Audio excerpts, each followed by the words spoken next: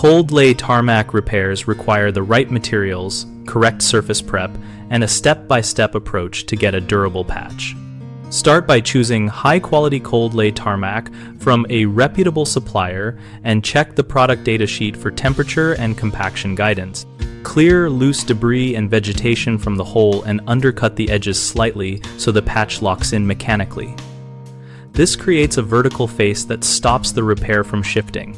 Dry the area completely or use a blowtorch briefly on damp patches to remove moisture.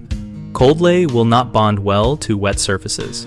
Compact in layers no thicker than 2 inches at a time with a hand tamper or heavy metal plate to avoid voids and subsidence later.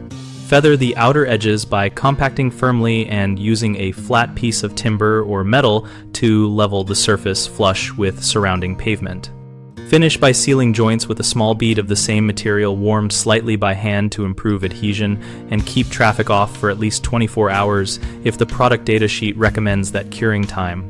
3 common mistakes are using the wrong product for the depth and traffic level, poor compaction, and leaving moisture in the repair area. Using a lightweight roadside blend where a structural patch is needed leads to rapid failure, so match the product density and grain size to the job and consider a hot mix or professional service for deep or high traffic repairs. Skipping proper compaction creates air pockets that collapse under load, so always build in thin layers and tamp each layer until it stops settling.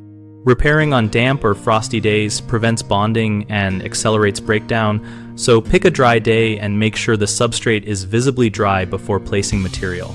BigHomeProjects.com helps homeowners compare local contractors and browse user discussions about techniques like cold lay tarmac patches to learn what worked for others. We connect contractors seeking jobs with homeowners looking for help, and our discussion community lets people share before and after tips and ask specific how-to questions.